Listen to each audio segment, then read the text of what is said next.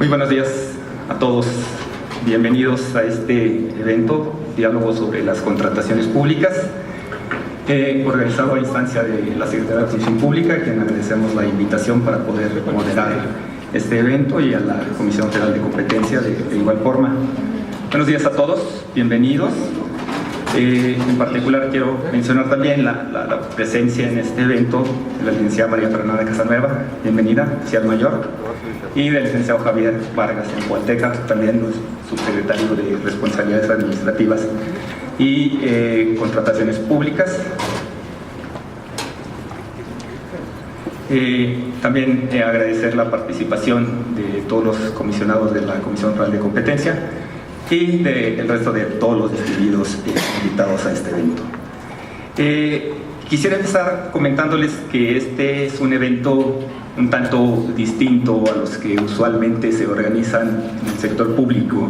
El objetivo de este evento es tener un diálogo franco, una conversación abierta sobre las contrataciones públicas, un tema que nos preocupa y está en la mente de todos nosotros, desde las distintas perspectivas que agrupan lo que se denomina las buenas prácticas en esta actividad, las cuestiones relacionadas con la integridad a cargo de la Secretaría de Función Pública, con la competencia bien abanderadas por la Comisión Federal de Competencia Económica, la transparencia, en donde un buen adalid es sin duda Transparencia Mexicana, y también en donde abordaremos el tema de la eficiencia en la práctica de las contrataciones propiamente, y para ello contamos con la participación también de una de las instituciones con mayor volumen de compras, que es el Instituto Mexicano del Seguro Social. De esta manera, para tener este diálogo, contamos con la distinguida presencia de 3 servidores públicos, cuya actuación tiene un importantísimo efecto sobre alguna de estas múltiples facetas de las contrataciones que mencionaba, y también un representante de una de las organizaciones no gubernamentales más influyentes en materia de transparencia. De esta forma les damos la bienvenida en nuestra mesa al secretario de la Función Pública, licenciado Virgilio Andrade. Bienvenido, muchas gracias. A la comisionada presidente de la COFESE, Alejandra Palacios Prieto, que está a mi derecha. Al licenciado Patricio Caso, director jurídico del IMSS, bienvenido. Y al licenciado Eduardo Bujor, que es director general de Transparencia Mexicana, aquí a mi extrema derecha, a quien también le agradezco su participación en este evento. Toda vez que son todos nuestros invitados personalidades del ámbito público, voy a omitir leer su reseña biográfica, todos los conocemos, y en obvio del tiempo, solamente mencionaré unos datos relevantes. El secretario de la Función Pública, además del puesto que desempeña actualmente, ha desempeñado importantes cargos en la administración pública, ha sido titular de la Comisión Federal de Mejora Regulatoria, ha sido consejero electoral del IFE, y también ha ocupado diversos cargos tanto en la Secretaría de Hacienda como en otras instituciones, como la Presidencia de la República, la Secretaría de Gobernación y muchos otros lugares. Pero no solo eso, sino que también tiene una importante trayectoria académica. El licenciado Andrade ha sido profesor en los departamentos de Derecho y de Economía, en el ITAM y en otras importantes universidades. Por su parte, Hanna Palacios, quien es licenciada en Economía y tiene una maestría en Administración Pública y Políticas Públicas y una en Administración de Empresas, también tiene una gran trayectoria en la materia y también una amplia experiencia en materia de lo que le ocupa su actividad principal, dando clases también en el Departamento de Economía del ITAM. Eduardo Bojorquez es politólogo, estudió en la UNAM, tiene estudios de maestría en Economía del Desarrollo por la Universidad de Cambridge, y bueno, todos nosotros lo conocemos. Por su parte, el licenciado Patricio Enrique Caso, quien es director jurídico del IMSS, con anterioridad a su actual encargo desempeñó diversas ocupaciones en la Comisión Federal de Protección contra Riesgos Sanitarios, pero también ha desempeñado importantes cargos en la Secretaría de Hacienda y Crédito Público. Es licenciado en Derecho por la Universidad Iberoamericana y tiene una maestría en Gestión Pública y Gobierno por la London School of Economics and Political Science. Bueno, déjenme comentarles brevemente cuál es el formato del evento. Tendremos una conversación fluida con preguntas y respuestas para nuestros panelistas, Y al final estaremos recibiendo preguntas también de parte del público. Todos ustedes encontraron en su lugar una papeleta en donde podrán escribir sus preguntas, que esperamos nos las haga llegar, no al final, sino a lo largo del evento, para en el momento oportuno poder hacer o formular esas preguntas también a nuestros invitados. Les comento, las contrataciones públicas tienen una participación creciente en todas las economías del mundo. En los países de la OCDE, por ejemplo, las compras del sector público alcanzan en promedio el 13% del Producto Interno Bruto. En el caso de México, el monto de las contrataciones públicas como proporción del PIB llega usualmente al 8%, aunque en el 2014 llegó al 6% únicamente, pero no obstante es innegable que con esta magnitud es importantísimo el impacto que puede tener sobre la economía y sobre el bienestar de los ciudadanos en general. Es este volumen precisamente de transacciones que para el caso de México además representa cerca del 27% del gasto de la Administración Pública Federal, lo que explica que el adecuado funcionamiento de los sistemas de contratación pública se haya constituido en un factor clave para el crecimiento de la economía. Las contrataciones públicas ofrecen una oportunidad enorme para promover la creación de nuevas empresas, fuentes de empleo, atraer inversiones y acelerar algo que los economistas llaman el efecto multiplicador del gasto de gobierno. No obstante todas estas bondades, a la vez que las contrataciones públicas son vistas como una herramienta estratégica para proveer bienes y servicios, también es una actividad muy vulnerable a dos males que todos también nosotros conocemos: la corrupción y el despilfarro de los recursos, y esto no es privativo de un país en particular, esto ocurre en todas las latitudes del mundo. De esta forma, no solo la eficiencia, la eficacia y la competencia son valores importantes en las contrataciones públicas, sino que también la transparencia y la integridad juegan un papel relevante en todo el ciclo de las contrataciones públicas. Los países de América Latina y el Caribe a lo largo de estos años han desarrollado importantes avances en materia de contrataciones públicas. México no ha sido ajeno a este progreso. Compranet, la existencia de una política expresa de contrataciones públicas, los contratos marco, las ofertas subsecuentes de descuentos, el régimen especial de adquisiciones que ahora tiene tanto Pemex como la Comisión Federal de Electricidad, derivados de la más reciente reforma energética, las compras consolidadas de medicamentos que lidera el IMSS, los objetivos en materia de contrataciones públicas también plasmados en el Plan de Acción del Gobierno Abierto. Todo ello y una innumerable serie también de temas dan cuenta de este importante avance en nuestro país. Pero bueno, sin mayor preámbulo, vamos a dar la oportunidad a nuestros invitados de profundizar en todos y cada uno de estos temas que a grosso modo he mencionado. Quisiera empezar entonces con una pregunta general para todos nuestros invitados, para que desde su perspectiva, en la dimensión que abarca su ámbito de competencia, nos comenten si el sistema de contrataciones públicas de México, en su opinión, cumple o no cumple las expectativas de la institución o de la organización que representan, y que nos hablen un poco de cuáles son las fortalezas que ustedes pueden identificar de este sistema que regula las contrataciones públicas y que se lleva a cabo también en la práctica, y también que nos hablen un poco de cuáles son los riesgos que se identifican desde cada una de sus posiciones. Empiezo por el secretario, licenciado Virgilio. Muchas gracias. Muy amables, muy buenos días a todos. En primer lugar, la gratitud y el reconocimiento al trabajo que ha realizado la Comisión Federal de Competencia Económica, con Alejandra Palacios al frente y con sus comisionados, es prueba palpable de los resultados que el Estado mexicano tiene ahora en su nuevo esquema de 3 poderes y 8 órganos constitucionales autónomos vigentes.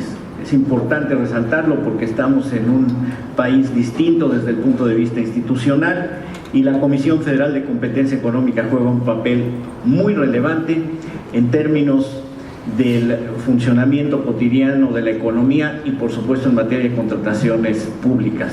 A quienes participan dentro de la COFESE también un saludo, y a quienes están en la mesa, que siempre han tenido la disposición y la especialización para concentrarse en estos temas, como es Eduardo Hugo Jorges, especialmente, Javier Dávila, mucho gusto, y por supuesto Patricio Caso, que representa los esfuerzos de la institución de las más grandes en términos de contrataciones públicas. Tenemos en este momento un régimen sólido desde el punto de vista jurídico para conducir las contrataciones públicas en distintas dimensiones. Tenemos una ley que abarca procedimientos con claridades en términos de los concursos y las licitaciones, un régimen que establece con claridad los tres tipos de relación que puede haber público-privada y de procesos para que los privados participen, como es obviamente la licitación, la invitación a 3 personas o en sus casos la adjudicación directa. Tenemos la dimensión tecnológica con el sistema Compranet, un sistema ejemplar y que ha dado elementos de transparencia al régimen de contrataciones públicas. Figuras nuevas que ya se mencionaron, que han permitido tener algunas garantías adicionales, no solamente en términos de transparencia, sino de eficiencia, como son las contrataciones consolidadas, los contratos marco o las ofertas susceptibles de descuento. Y a esto se le incorpora un nuevo cuerpo regulatorio que está entrando en vigor, que está entrando de manera preliminar, pero que va a tomar auge particularmente de aquí a marzo de 2017, que es la combinación de las reglas de integridad que deben seguir los servidores públicos junto con las denominadas reglas de contacto para dar un nuevo régimen de transparencia a los procesos de licitación. ¿Cuáles son los retos importantes que enfrenta la mejora en materia regulatoria al régimen de contrataciones públicas? Estamos entrando a una fase de manejo tradicional a un manejo de contrataciones abiertas. Y este régimen de contrataciones abiertas a su vez obedece a los principios internacionales de gobierno abierto. Y para ello necesitamos hacer reformas y mejoras reglamentarias para efectos de atender algunos elementos y algunos retos. El primero de ellos tiene que ver con la adecuada planeación y la visibilidad de la planeación, particularmente en lo que se refiere al planteamiento de obras públicas. La segunda cuestión, adecuadas metodologías de investigación de mercados para poder establecer mejores condiciones de eficiencia en los concursos.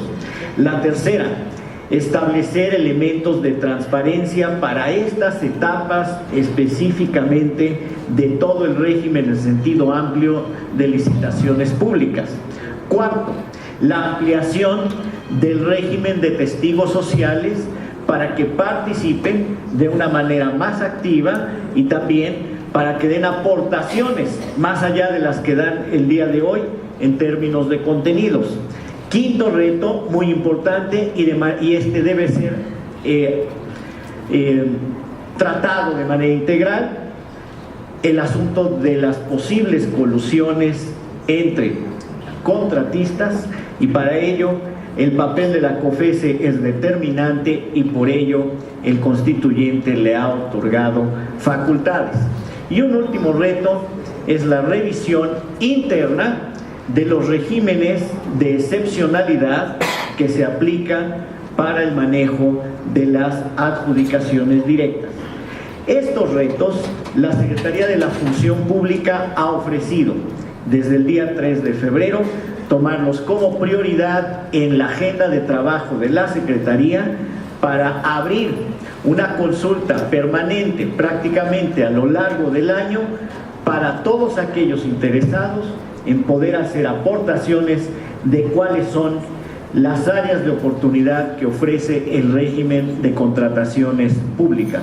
A partir de mayo estableceremos las mecánicas de participación y la pretensión es reformar los reglamentos en materia de obras, en materia de adquisiciones y al mismo tiempo completarlos con otros acuerdos.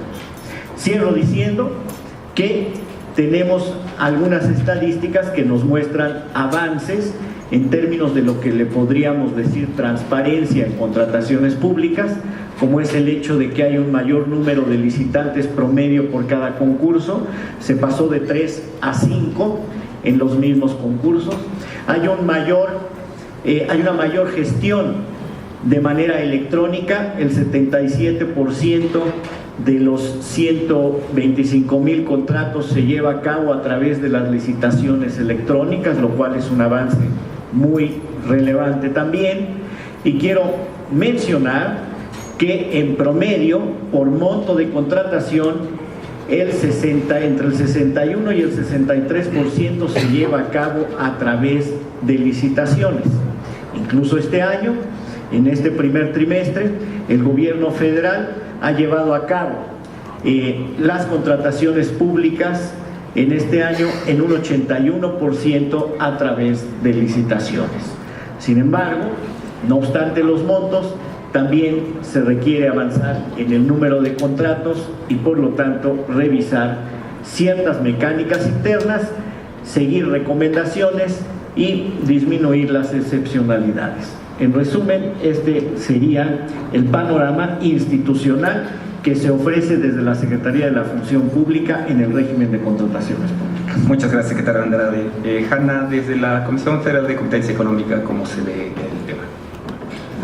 Muchas gracias. Quiero agradecer a Eduardo, Virgilio, Patricio y Javier por acompañarnos en este esfuerzo.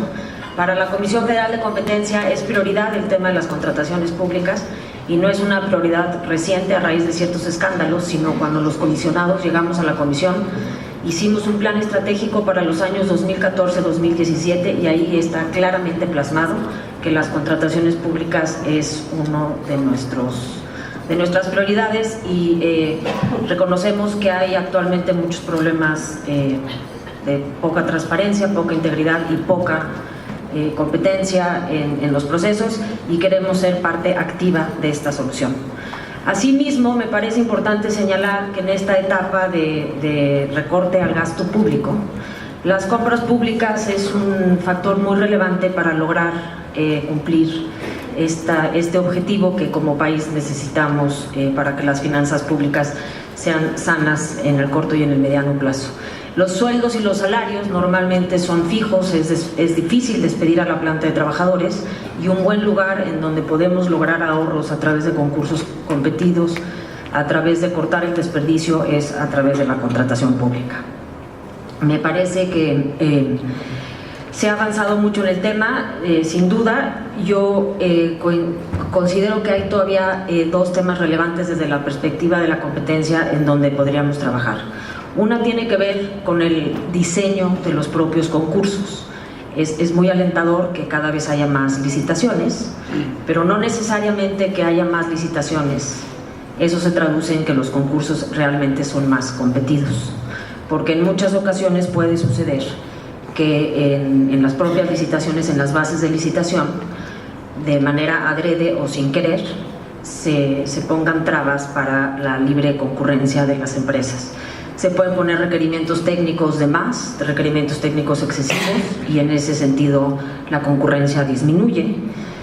Se puede determinar favorecer a cierta marca, a cierta tecnología, y eso también disminuye la concurrencia. También en ocasiones los concursos se publican con muy poco tiempo y simplemente los participantes no pueden preparar sus licitaciones. En ese sentido, me parece fundamental que exista un trabajo conjunto en capacitación a los funcionarios públicos en esta materia. La OECD, que está aquí representada, que hoy nos acompaña, ha sido muy vocal en el tema de que para lograr licitaciones públicas más competidas e íntegras es importante que haya capacitación a los servidores públicos. En ese sentido, la COFECE está dando a conocer un manual con recomendaciones específicas para promover la competencia y libre concurrencia en las licitaciones públicas.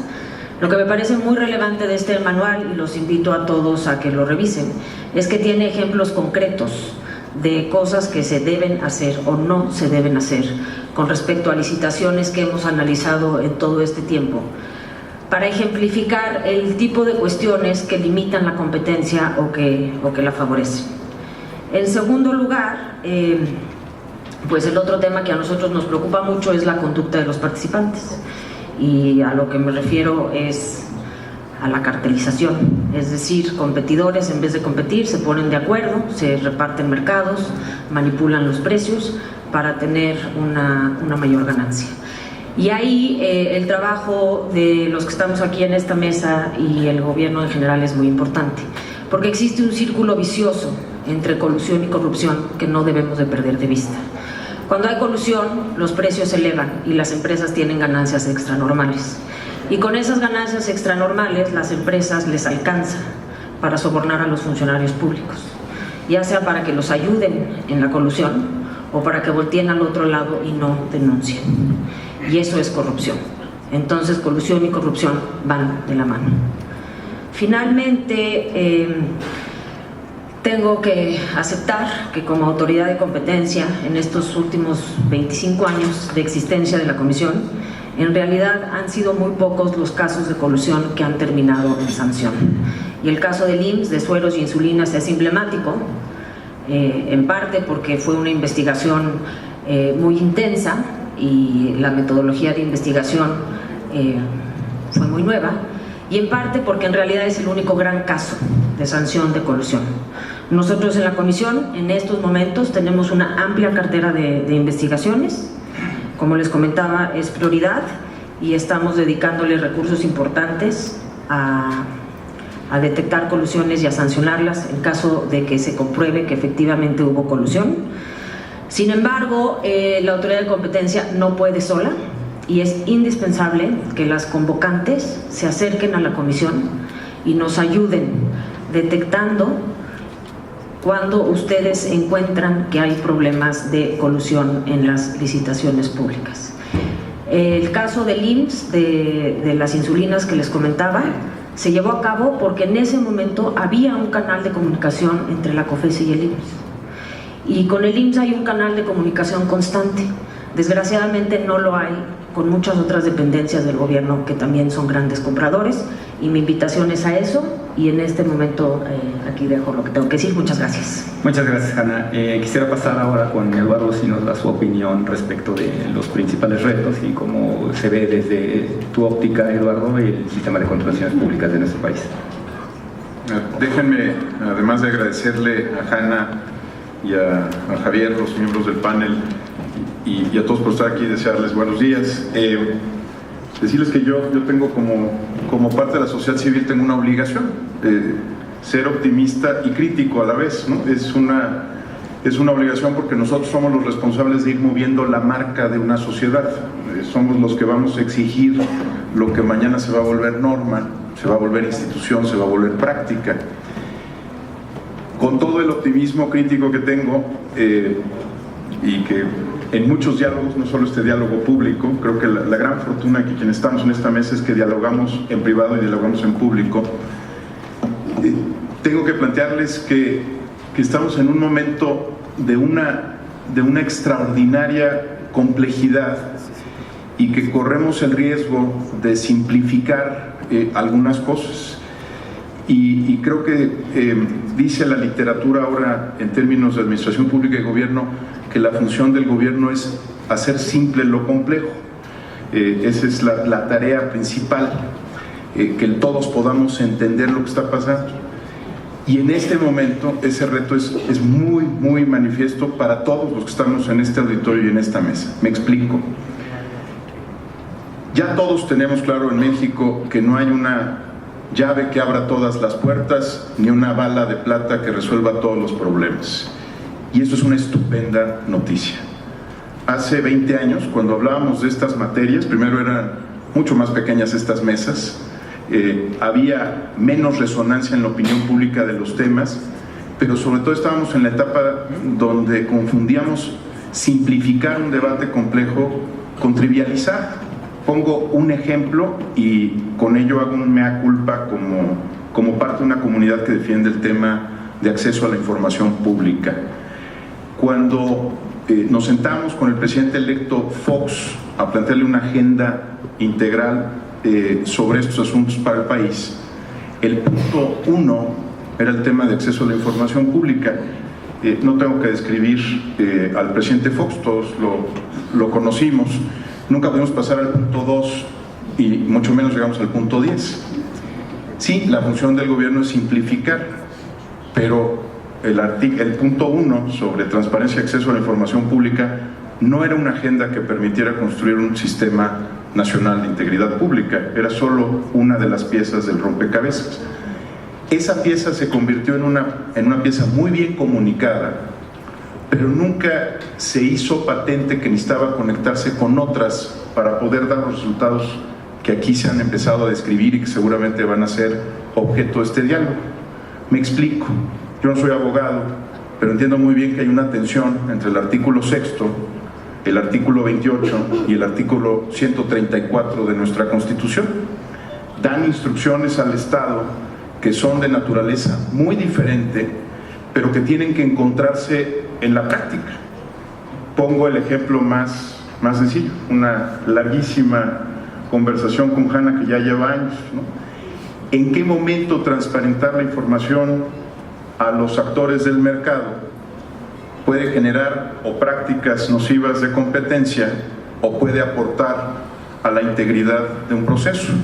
Si revelamos los techos presupuestales en los momentos equivocados, pues el mercado se va a ajustar al techo presupuestal, ¿no? Si no damos la información en el momento oportuno, el mercado tampoco podrá tomar buenas decisiones. Entonces no se resuelve esta compleja ecuación de las compras gubernamentales repitiendo por separado alguna de las piezas del rompecabezas. Ni solo transparencia, ni solo competencia económica, ni solo eficiencia en los sistemas de adquisición van a resolver un problema de la complejidad de este. Y tenemos una obligación ética, todos los que estamos aquí, de empezar a llevar al debate público la complejidad, las tensiones, los momentos donde entran en contradicción estos asuntos, pero sobre todo tratar de resolverlos. Primer comentario. Segundo asunto, se podrán imaginar que habiendo sido de las primeras personas que entró contra lo que marcaba el reglamento, secretario, el reglamento en 2001 de la Ley de Adquisiciones y de la Ley de Obra Pública, prohibía expresamente que los ciudadanos entráramos una licitación, habiendo sido de los pioneros en cruzar esa puerta y haber entrado al mundo de las licitaciones. Una pregunta recurrente de la opinión pública es cuál es el mejor sistema de compras gubernamentales en el mundo, ¿no? Y puedo decirles con ese optimismo crítico que afortunadamente no hay uno. Que si ustedes ven cómo compran en Delaware, compran muy mal, ¿no? Que si ustedes ven cómo compran en Francia, en algunos mercados, compran muy mal. Que si ustedes ven, por ejemplo, cómo hace adjudicaciones directas el Departamento de Estado norteamericano, privilegiando a una empresa de aviación nacional respecto a otras empresas de aviación en el mundo, compran muy mal. No voy hacia el consuelo de tontos. Lo que quiero decir es que en esta materia no hay un solo país que dicte cuáles son las mejores prácticas.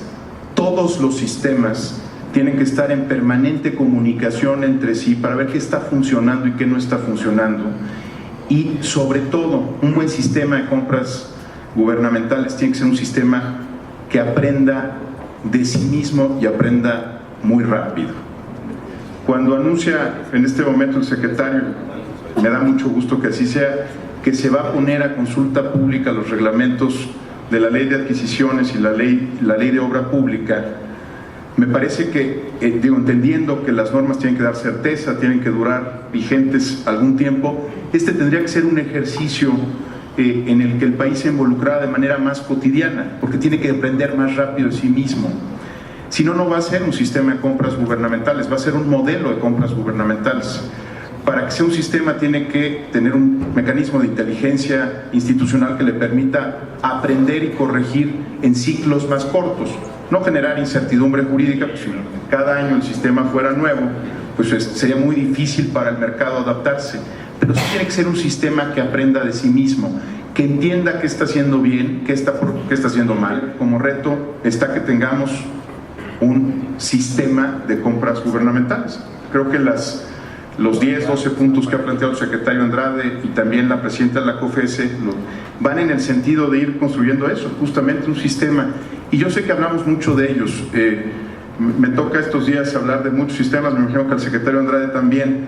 Está el Sistema Nacional Anticorrupción, el Sistema Nacional de Transparencia, el Sistema Nacional de Fiscalización y Control, que está buscando nacer. Está esta idea de un sistema de compras públicas como tal, con atributos muy particulares. Ahorita entro en la parte de contrataciones abiertas. Pero la verdad es que creo que como sociedad hemos sido más propensos a nombrar las cosas en la tradición judio-cristiana, ¿no? Y pensan que por eso existen, que cuando nombras algo ya existe, que a entender que un sistema no es una federación de instituciones o de procedimientos, sino que tiene que generar algo nuevo, algo adicional a lo que las partes componen. El Sistema Nacional Anticorrupción, por ejemplo, pues no es la federación de 5 instituciones, sino que tendrá que producir algo que cada una de ellas no puede producir por separado, tiene que tener un valor adicional. Y cuando dice la comisionada Palacios que hay que trabajar en coordinación con las dependencias y con la Secretaría, claramente nos estamos moviendo hacia la idea de construir un sistema donde tenga valor adicional el hecho de que las instituciones cooperen. Nuestro sistema además pues no es un sistema nacional. Hoy creo que todos estamos conscientes, estamos haciendo una revisión indirecta del federalismo en prácticamente todos los temas. Hay una tentación enorme de hacer leyes generales para prácticamente todas las materias, y creo que ilustra que tampoco hemos logrado que este sea un sistema nacional.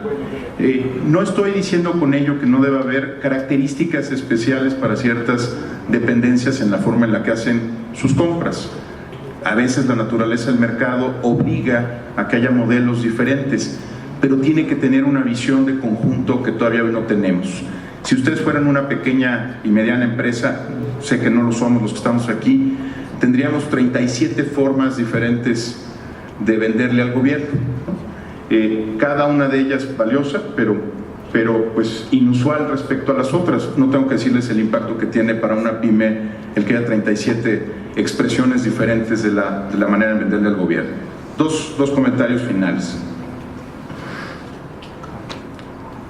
Dice la comisionada Palacios, en momentos de recorte presupuestal, los sistemas de compra son claves para obtener mayor valor público por nuestro dinero. Yo ahí solamente agregaría un asunto que creo que vamos a tener que revisar y largo con las autoridades hacendarias. En nuestro sistema, si tienes economías, pierdes dinero. Me explico. Cuando el IMSS, corríjame Patricio, cuando el IMSS logra tener una economía importante en una licitación, el sistema de incentivos está diseñado exactamente al revés. Si tú tienes economías, pues la tienes que devolver. En lugar de que tengas más recursos, yo sé que esto parece economía familiar, pues, pero en lugar de que tengas más dinero para hacer lo que tienes que hacer, tienes menos dinero. Bueno, pues ¿qué incentivo, Alejandra, hay para ahorrar, ¿no? Si yo sé que ahorrando voy a tener que devolverlo y entro en una complejísima negociación con la Secretaría de Hacienda para ver si puedo reutilizar esos recursos en beneficio del objeto para el cual fueron asignados, pues la verdad es que yo no encuentro ninguna razón para ahorrar, ¿no? Al contrario, el diseño institucional de nuestro sistema en este tema en particular lo que genera es que todo mundo busque acabarse los recursos, porque entonces cuando menos no los pierdes. Despilfarro, decía la comisionada Palacios. Contrataciones abiertas. Nada me hace más feliz, y se los tengo que decir, que escuchar que el país está entrando en un modelo de contrataciones abiertas. De verdad. Porque aunque la exposición del secretario ha sido sucinta y muy clara en términos de los componentes, a mí me gustaría nada más enriquecerla desde el punto de vista del enfoque.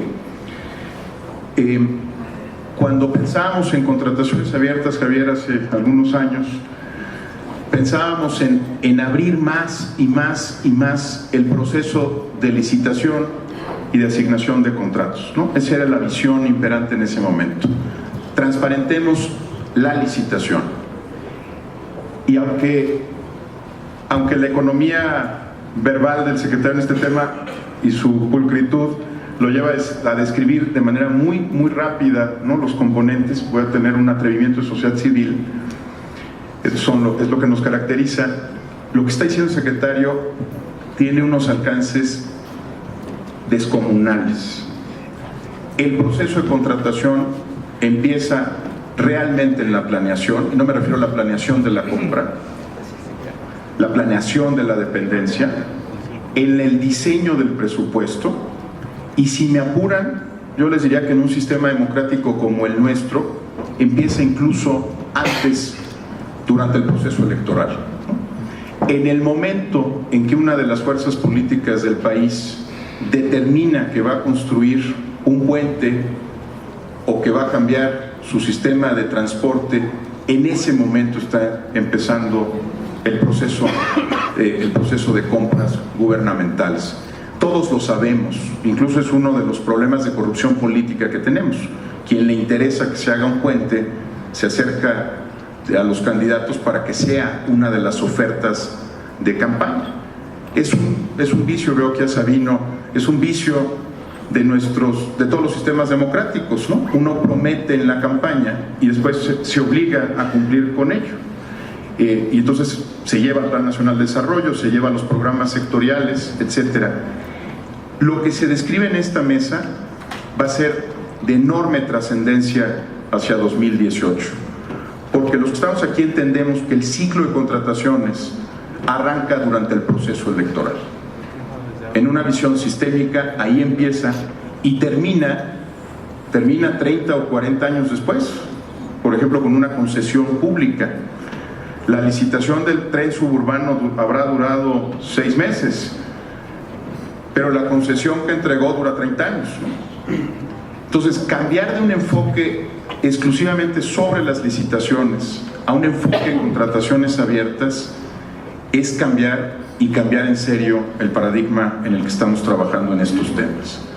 Es entender que al Estado mexicano le conviene ver en su conjunto cada una de las licitaciones, pero sobre todo, desde el principio hasta el final del ciclo, lo que realmente es una contratación gubernamental.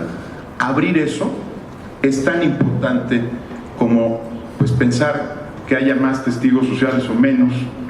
Por supuesto, ahí tengo mi sesgo y mi gusto por la figura.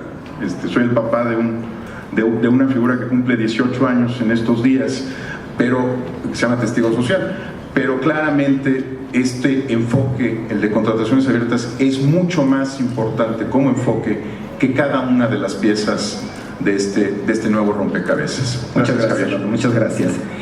Patricio, en el caso del IMSS quisiera reformular un poco la pregunta a la luz de lo que ha comentado el secretario Virgilio y también nuestros otros invitados.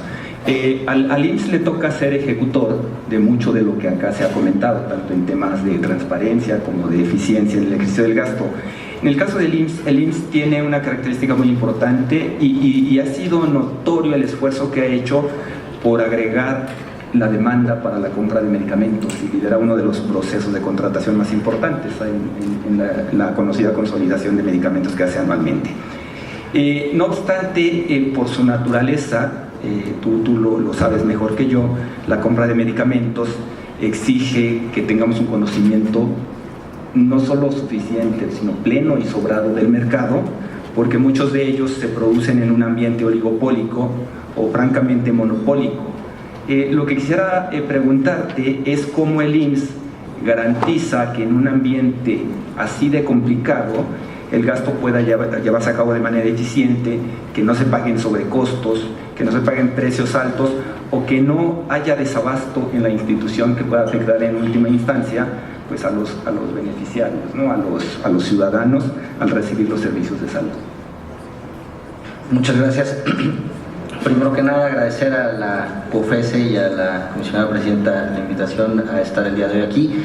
Un gusto estar con todos los participantes en este foro y en esta mesa. Atendiendo a la pregunta en la dimensión que se planteó. Primero, es claro que el IMSS tiene dos objetivos fundamentales. Uno es eficientar los recursos con los que cuenta para poder adquirir la mayor cantidad y la mejor calidad de los productos, en específico en este caso en la pregunta de medicamentos y insumos para la salud. Un poquito respondiendo a la pregunta, el caso del IMSS es un mal ejemplo porque tenemos el presupuesto, el origen de los recursos no es necesariamente fiscal, sino cuando son patronales se quedan ahí en la panza. Pero de todas maneras, regresando a la complejidad de la compra consolidada. En el caso de la compra consolidada, yo distinguiría hay dos tipos de medicamentos en el mercado, genéricos e innovadores y de patente. En el caso de los genéricos, aquí destacar un esfuerzo, todavía mi corazón late en parte por COFEPRIS, pero un esfuerzo muy importante que se ha hecho en materia de liberación de genéricos, lo cual transparenta el mercado a los jugadores. Y la estrategia que se ha seguido para liberar los genéricos por parte de la COFEPRIS, que ha tenido todo el apoyo por parte del IMSS desde su origen, es volver público el momento en el que, tras haberse vencido una patente, existen nuevos jugadores en el mercado. Esto de manera natural evita que haya asimetrías de información entre los jugadores, y de manera natural los precios en las licitaciones se caen considerablemente. Tengo aquí algunas cifras en específico, los resultados de las compras consolidadas durante los últimos años, y únicamente durante el 2015 estimamos que tuvimos un ahorro total cercano a los 4.500 millones de pesos. Pero aquí también destacaría, muy importante, no solamente se trata de genéricos, también se trata de medicamentos innovadores, que son las últimas soluciones tecnológicas para padecimientos muy complejos, en especial en esta última fase, sobre todo de medicamentos biotecnológicos que tienen un altísimo grado de complejidad y en general un alto costo, que se explica a partir también de que son medicamentos destinados a una población objetivo muy pequeña y que tienen costos de desarrollo muy altos y que por lo tanto el costo del medicamento tiende a elevarse. Ahora, ahí lo que tenemos es la Comisión Negociadora de Precios, una negociación permanente con los proveedores cuando se trata de este tipo de medicamentos, y que es nuestra obligación, mientras exista una patente y por lo tanto un mercado único, un monopolio de facto, un monopolio legal, pero un monopolio, poder negociar con ellos antes de los procesos de adjudicaciones. En los otros, lo que hemos hecho en las compras consolidadas es utilizar las economías de escala y el poder de compra que tienen todas las instituciones del gobierno federal y varias entidades federativas que se han sumado para incrementar los incentivos de los participantes a ofrecer los márgenes dentro de su margen posible, pero los márgenes menores de ganancia que puedan, en beneficio de las finanzas públicas.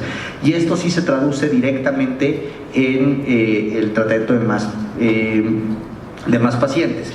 En el caso de la estrategia con los genéricos, un cálculo es, durante los últimos 4 años se han liberado al mercado 36 nuevas sustancias, lo que implica 446 nuevos medicamentos en el mercado, de estas mismas 36 sustancias, y los ahorros acumulados tanto para el sector privado y público, calculados, y aquí cito fuentes de COFEPRIS, superan los 24.000 millones de pesos. Eso traducido en pacientes adicionales por medio por costo de receta es ya una cifra muy cercana a los 2 millones, 1.986.000 pacientes adicionales que se pudieron tratar gracias a eso.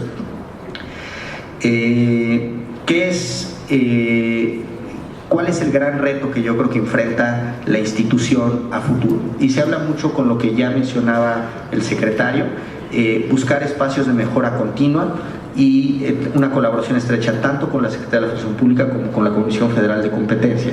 Con la Comisión Federal de Competencia tenemos una comunicación, yo podría decir, inmejorable, que nos permite, ante la duda, mejor preguntar. Y tenemos un convenio que en su momento se firmó en 2011 con la OCDE, con la entonces COFECO, y que hoy nos lleva a replantearnos, que nos permitió capacitar a nuestros funcionarios en este diseño de licitaciones, que por supuesto es perfectible y por supuesto tenemos que seguir trabajando y avanzar en la definición de cuáles serían los pasos a seguir sobre esa misma línea. Pero el trabajo constante de la institución se ha enfocado en ubicar mercados importantes, licitaciones importantes, y buscar mecanismos que incentiven la participación. Ayer hablábamos de algunos servicios integrales. Bueno, partir el pastel en ese caso, en lugar de conjuntarlo hacia lógica, y el caso de en el caso de pruebas clínicas de laboratorio, por ejemplo, todas las pruebas clínicas se licitaban en conjunto, lo cual limitaba la participación a jugadores que pudieran ofrecer todas las pruebas, y no necesariamente eran las áreas de especialidad que se hablaban, y lo que hacía lógica era partir el pastel para que pudiera haber un mayor número de participantes. Ese tipo de medidas, como un ejemplo, son medidas que el instituto tiene que estar continuamente evaluando, continuamente rebotando con la Comisión Federal de Competencia y asumiendo que el conocimiento primordial en la materia está en la COFESE, no en el instituto, y las recomendaciones que recibimos implementarlas de inmediato. Yo diría, esos son los grandes retos de la institución, y también creo que el sistema de compras público actual ha dotado de las herramientas necesarias para poder ser creativos en la elaboración de las bases con buenos resultados. Muchas gracias, Patricio. Muchas gracias. Quisiera hablar contigo, secretario, y hacerte dos preguntas muy rápidas. Una, porque la idea era que nos pudieras comentar con qué instrumentos la Secretaría de Función Pública determina los estándares de integridad de los funcionarios en las contrataciones públicas. Y en tu intervención mencionabas que había algunos instrumentos como las reglas de integridad que quedan a cargo de la Secretaría de Función Pública, y las reglas de contacto también con las que se está trabajando, independientemente de las normas en la materia, de los reglamentos de la Ley de Adquisiciones, de la Ley de Obras Públicas. Pero más allá de eso, secretario, quería preguntarte algo que llamó mi atención esta mañana al leer el periódico, ¿no? Me encuentro con que se acepta la discusión de la propuesta denominada Ley 3 de 3 para que se discuta en el Senado una nueva ley de responsabilidad de los servidores públicos a instancias de una iniciativa ciudadana.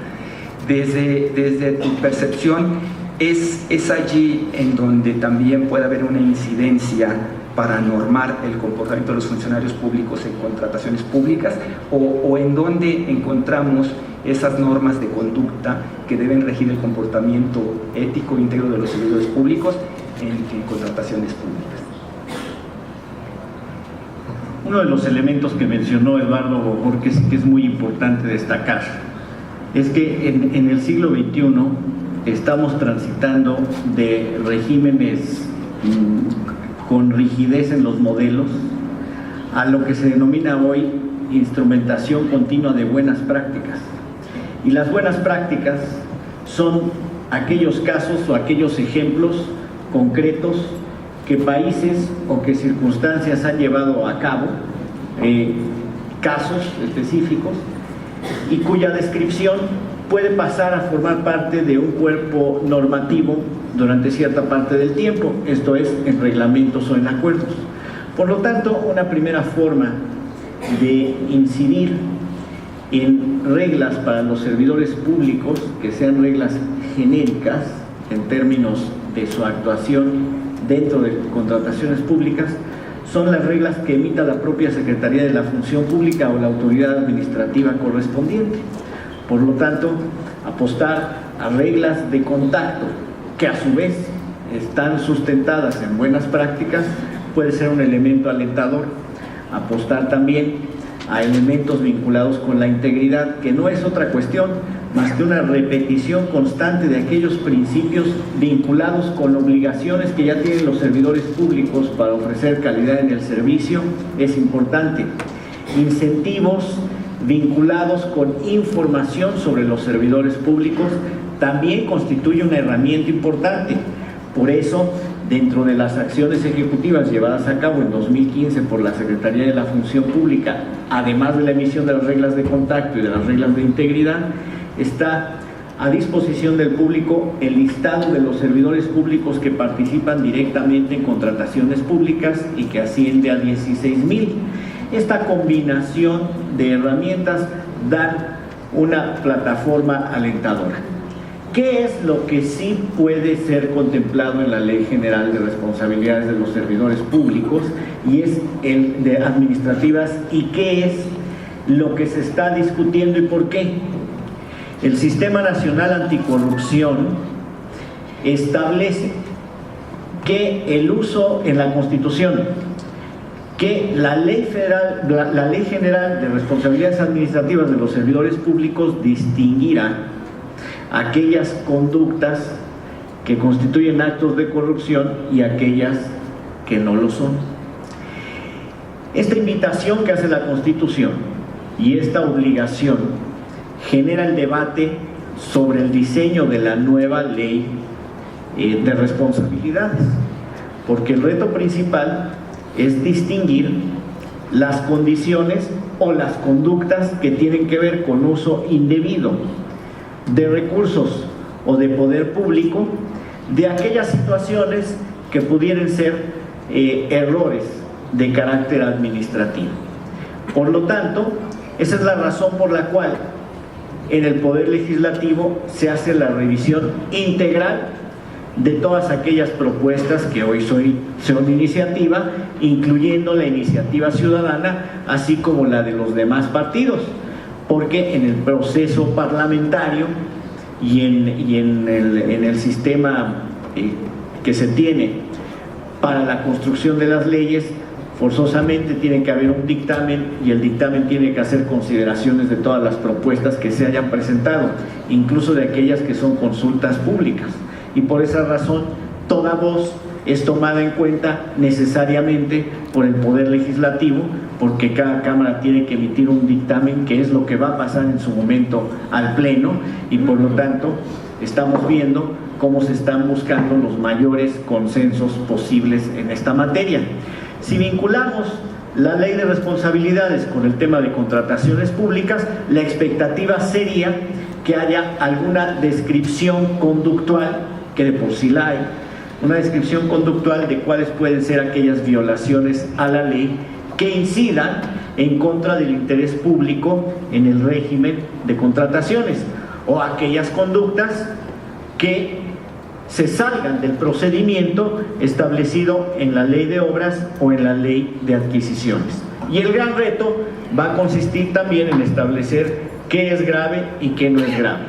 Y aún si el Poder Legislativo decidiera que las conductas son tan complejas que establecer esta frontera puede llevar a rigidez, será el Tribunal de Justicia Administrativa el que irá estableciendo criterios. Paralelamente, tenemos el trabajo de la Comisión Federal de Competencia Económica, porque con las atribuciones que tiene específicamente en materia de contrataciones públicas, va a generar resoluciones que a su vez son precedentes, que pueden ser tomados como buena práctica y que pueden pasar a ser regulación. Entonces, esta es la dinámica que yo percibo que se puede generar desde el punto de vista normativo e institucional, de manera simultánea a lo que debiera contener la ley de responsabilidades en esta materia. Y como se ve, es un asunto integral. Para complementar, Hanna, si el manual está pensado, el manual para promover la competencia, si está pensado solamente como recomendaciones, o si sería deseable pensar en un futuro como algo mandatorio también para las dependencias y entidades. Muchas gracias por las preguntas. En términos de contratación pública, la Comisión no tiene facultades vinculantes para que sus opiniones en materia de licitación, salvo unos casos específicos en la ley ferroviaria y en la ley de hidrocarburos, para que nuestras opiniones sobre las licitaciones sean vinculantes. Lo hacemos en nuestra función de ombudsman, porque también consideramos que además de sancionar aquellas conductas que son contrarias a la ley de competencia, hay que fomentar una cultura de la competencia, y en ese sentido es que emitimos este manual. Y también porque nos hemos dado cuenta que en muchas ocasiones las licitaciones no son competidas, no por las prácticas indebidas de quienes están participando en los concursos, sino porque las propias bases de licitación y la falta de planeación y la falta de hacer investigaciones de mercado y otras cuestiones llevan a que finalmente lo que esté plasmado en las bases de licitación no haga que los concursos sean concurridos, y en ese sentido no haya presión competitiva. Agregaría nomás que la mayoría de las recomendaciones que están en el manual son de técnica de compra, es decir, no se necesita un cambio legislativo para eso. la legislación de compra pudiera mejorarse, pero cualquier legislación es perfectible. Este no es un tema de legislación, es más bien de práctica. Muchas gracias, Hanna. Una pregunta que tiene que ver con la participación del sector privado, porque se repite varias veces, y la pregunta está dirigida en particular al secretario de la Función Pública, pero creo que también el IMSS pudiera aportar mucho en esta respuesta. La pregunta es, las compras públicas se enfrentan continuamente a incumplimientos de contratos, manipulación de cotizaciones para elevar los costos en los estudios de mercado, el desconocimiento de la normatividad en la materia, entre muchas otras cuestiones no deseadas. La pregunta es cómo se está trabajando con la iniciativa privada para superar este tipo de problemas y mejorar el desempeño de los proveedores y su conducta ética en los procesos de contratación. Sí, varios instrumentos son los que se tienen a la mano. Primero voy a hablar de los vigentes y luego de los programas. En los instrumentos vigentes que se tienen a la mano, primero están los propios procedimientos de inconformidad y de conciliación, porque en ambos procedimientos, formalmente hablando, se tienen intercambios y contactos con los propios empresarios. Tenemos una segunda dimensión, que es la dimensión de las reglas de contacto. En las reglas de contacto se establece que van a entrar en pleno vigor en marzo de 2017, se establecen algunos requerimientos de información que los empresarios van a aportar, entre ellas situaciones vinculadas con el conflicto de interés. Entonces, esto puede coadyuvar también a tener una mejor situación de trabajo de integridad con el sector privado. Y un tercer factor muy relevante, que es el que estamos abriendo a partir de las próximas semanas y durante una buena parte del año, es la incorporación del sector privado al diálogo permanente para efectos de mejorar el régimen de contrataciones públicas con base en las experiencias que ustedes han tenido. Finalmente, un elemento virtuoso que coadyuvará a fortalecer las condiciones de integridad tanto del sector público como del sector privado es la incorporación paulatina del régimen de contrataciones abiertas, porque la contratación abierta va a obligar también a poder verificar el desempeño que se va teniendo durante el desarrollo de la obra y posterior a la obra, y ello coadyuva y constituirá un incentivo para que el sector privado vaya también teniendo el orden debido paralelamente con el sector público, particularmente en aquellos casos que se mencionaron en las hipótesis de la pregunta. Muchísimas gracias, secretario. Una pregunta más que tiene con algo que padecen los proveedores y contratistas y que tiene que ver con los pagos oportunos a los proveedores de bienes y servicios. ¿Qué medidas se están tomando y se tomarán para asegurar los pagos oportunos de los servicios prestados como resultado de los procesos de contratación pública? Y sobre todo, ¿qué puede hacer un proveedor cuando la institución no le paga argumentando que no hay presupuesto? Igualmente, aquí la Secretaría de Hacienda y Crédito Público tiene un ejercicio continuo de emisión de lineamientos, de normas, de oficios circulares, de acuerdos, lo mismo la Secretaría de la Función Pública, para atender aquellos casos en donde se presentan circunstancias específicas, y todo tiene un espectro.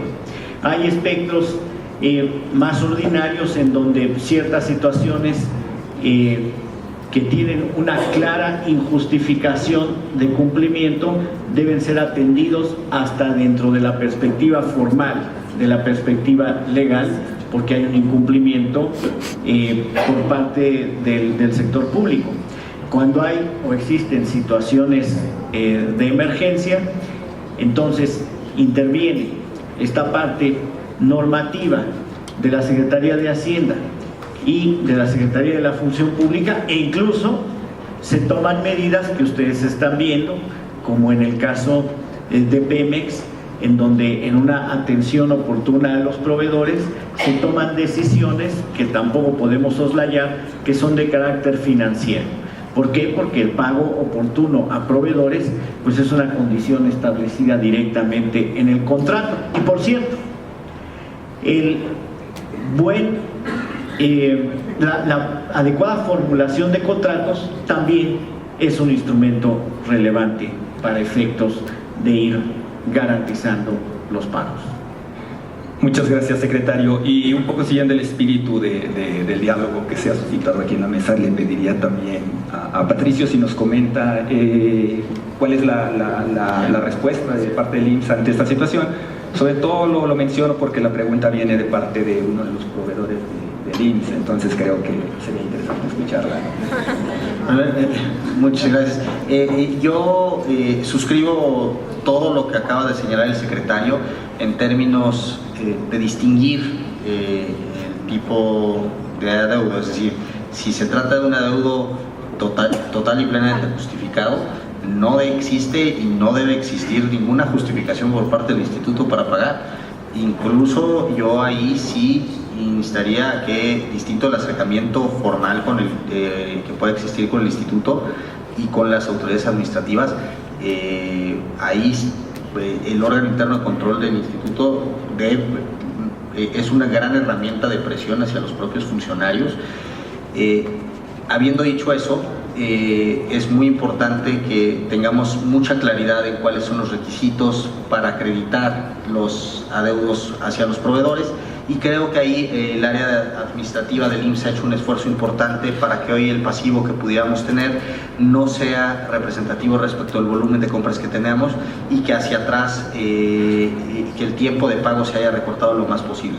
Por supuesto existen áreas de oportunidad, por supuesto tenemos que mejorar aún más en ese sentido, pero lo que sí hay, y lo reconozco por parte de la Dirección de Administración del Instituto y del área financiera del Instituto, es una coordinación cada vez más estrecha entre ambas áreas para que, una vez acreditados los trabajos o entregas de productos, el pago proceda de la manera más rápida posible. Y si hubiera casos, que puede ser una excepción, pero si hubiera casos en los cuales, habiendo una justificación plena para el pago, no se hubiera ejecutado, la invitación sería directamente a acercarse con cualquiera de los funcionarios responsables dentro de la institución, y en caso de que no exista eco, por supuesto tenemos responsabilidades con funcionarios públicos.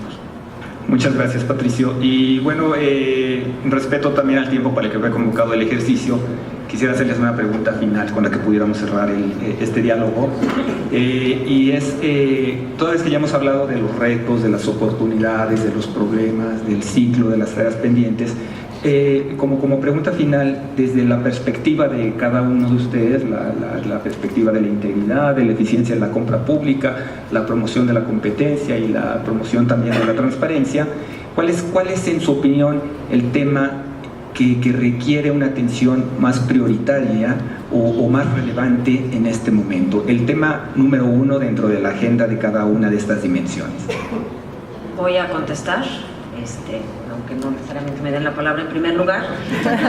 Lo que creo que aprendí de este diálogo, ya sabía, pero creo que se ha hecho explícito, es la necesaria cooperación de todos para poder enfrentar este asunto de mejor manera. Se necesita un sistema de contratación pública en donde sociedad civil, autoridades y distintas autoridades desde distintas perspectivas, y los propios compradores del gobierno trabajemos de manera conjunta en este sentido. También las empresas, también las asociaciones y las cámaras empresariales deberíamos de ser todos parte de este esfuerzo. Es necesario abrir canales de comunicación y es necesario cooperar entre todos para avanzar en este tema que es tan importante para el país. Gracias. Gracias, Hanna. Secretario. Retomaré las palabras tanto de Eduardo Bojorquez de hace un momento como de Alejandra para sintetizar el reto. Eduardo Bojorquez hablaba de que hay una estrecha vinculación entre los artículos 6, 28 y 134. Esto quiere decir transparencia, competencia y relación público-privada, o eficacia del gobierno o eficiencia del gobierno.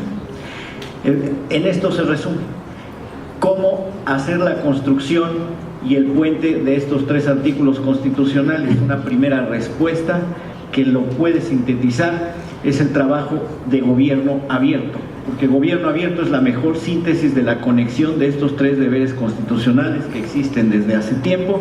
Trabajar en gobierno abierto implica, por lo tanto, abrir la cooperación con el sector privado y el diálogo para mejorar desde una perspectiva muy concreta las regulaciones y las instituciones que existen al respecto, y desde luego una prioridad desde un punto de vista más de Estado es la construcción de cooperación, como lo dijo estupendamente la presidenta de COFESE hace un momento, para efectos de que cada quien atienda su materia, pero con el eje común de información. La colusión analizada desde el punto de vista de la competencia económica y por lo tanto el régimen de análisis de caso y por lo tanto eventualmente de sanciones por parte de la Secretaría de la Función Pública. Muchas gracias, secretario. Patricio, tu opinión.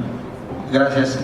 Creo que los 2 puntos que ahorita se pusieron sobre la mesa, gobierno abierto y coordinación, son los 2 ejes fundamentales desde la perspectiva de una institución adquiriente en su gran mayoría como lo es el IMSS. Es, por un lado, el acatamiento irrestricto a los mandatos a la Secretaría de la Función Pública y una cooperación permanente para poder no solo hacer llegar información que pudiera requerir la COFESE, sino para capacitarnos permanentemente en las prácticas y en el manual, por ejemplo, que se está emitiendo, y que exista conciencia plena de todos los actores involucrados en los procesos de adquisiciones. Yo resumiría en eso, en los 2 conceptos que ya se dejaron sobre la mesa. Muchas gracias, Patricio. Eduardo, cerramos contigo. Pues creo que con coincidencias, un sistema necesita la coordinación de muchos actores, eso es un sistema. Una alianza para cualquier propósito lo que hace es ratificar ese compromiso de manera sistemática y continua. Y me parece que la respuesta a tu pregunta y la más puntual es que debemos dejar de pensar en silos y de forma fragmentada. No hay manera de entrarle a este problema con la complejidad que tiene, sino empezamos a conectar muy bien cada una de las instituciones y piezas de este rompecabezas. Muchas gracias, Eduardo. Y bueno, para todos hemos llegado al final de este diálogo sobre las contrataciones públicas. Les agradecemos. Les agradezco la oportunidad también al BID para poder moderar este evento y a título personal. Sin duda, un ejercicio que de forma rápida nos ha permitido conocer las distintas visiones y perspectivas de un tema de enorme importancia para la sociedad, y un diálogo que todos deseamos se vuelva parte de la cotidianidad en la rendición de cuentas y en este esfuerzo de coordinación entre sociedad e instituciones. Muchas gracias a todos.